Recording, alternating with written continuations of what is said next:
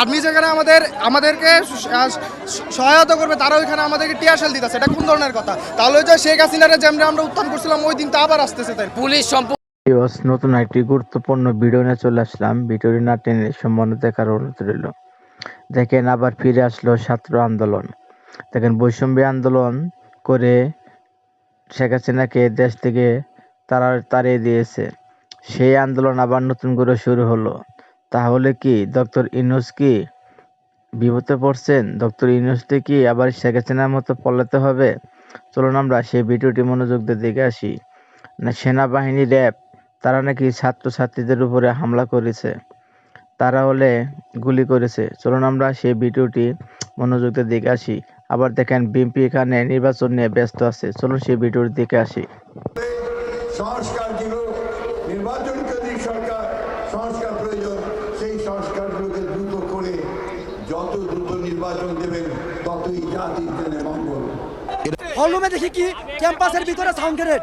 What is this? Police বা সেনাবাহিনী ওখানে প্রবেশ করে আমাদের উপর হামলা চালাতে পারে না। ছাত্রদের আন্দোলনে যে সরকার গঠিত হয়েছে, এই আন্দোলনে আমাদের ঢাকা কলেজের ক্যাম্পাসে কিভাবে তারা টিয়ারশেল নিক্ষেপ করতে পারে? আমাদের অভিযোগটা হচ্ছে, আমরা আজকে 184তম ঢাকা কলেজের 184তম জন্মবার্ষিকী ছিল।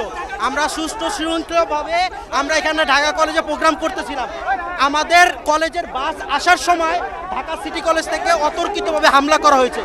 আমরা সেই সুবাদে প্রতিরোধে আমরা যখন সায়েন্স ল্যাবে যাই, আমাদের শিক্ষার্থীর উপরে অতর্কিত হামলা করে আমাদের 15-20 জন শিক্ষার্থী আহত হয়ে আমাদের হাসপাতালে ভর্তি আছে। সেই সুবাদে আমরা যাওয়াতে আমরা পুলিশের কথা, প্রশাসনের কথা সম্মানে আমরা এসেছি। আমাদেরকে অতর্কিত আমরা প্রশাসনের মানলেও সিটি কলেজকে তারা থামাতে পারে নাই। সেই সুবাদে আমাদের ঢাকা কলেজে তারা আমাদের ঢাকা কলেজের টিয়ারশেল মারছে। এটা ঢাকা কলেজের ইতিহাসে ফ্যাসিস্ট হাসিনা সরকারের আমলে যেটা হয়েছে, এখন এই ছাত্রদের আন্দোলনে যে সরকার গঠিত হয়েছে, এই আন্দোলনে আমাদের ঢাকা কলেজের ক্যাম্পাসে কিভাবে তারা টিয়ারশেল নিক্ষেপ। আর্মি যেখানে আমাদেরকে সহায়তা করবে, তারা ওইখানে আমাদেরকে টিয়ারশেল দিতেছে, এটা কোন ধরনের কথা? তাহলে ওই যে শেখ হাসিনারে যেমন আমরা উত্থান করছিলাম ওই দিন তো আবার আসতেছে। তাই পুলিশ সম্পূর্ণ তাদের পক্ষে ছিল, তাদের পক্ষে থেকে আমাদের উপর হামলা করছে।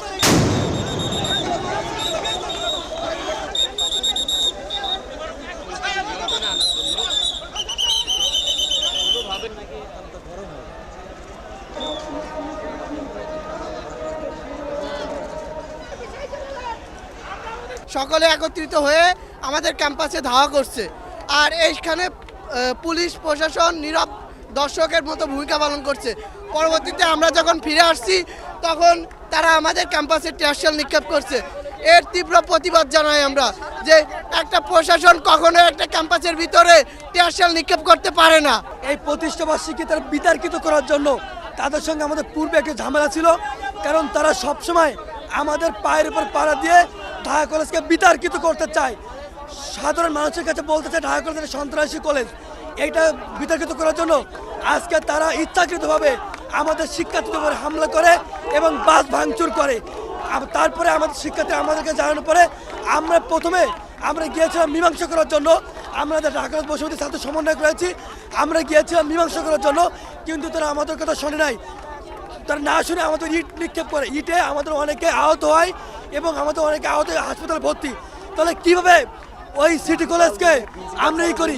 এবং আমাদের প্রিন্সিপাল স্যার রুমে তারা সাউন্ড গেট মারছে। এটা কি কোনো প্রশাসন নিয়ম? আমরা কি এটা বাংলাদেশ চেয়েছিলাম? আমরা এই বাংলাদেশ কখনো চাই নাই। অন্তর্বর্তী সরকারের কাছে বলতে চাই, আপনারা যদি আইন শৃঙ্খলা বাহিনী যারা আমাদের ক্যাম্পাসের ভিতরে ঢুকে যদি যারা অগ্নিঅস্ত্র ব্যবহার করেছে, গ্রেনেড মেরেছে, তাদের বিচার না করে ঢাকা কলেজের শিক্ষার্থীরা কখনো কিন্তু বসে ছিল না। তারা প্রতিবাদ করতে পারে, দাঁত ভেঙে প্রতিবাদ দিবেন।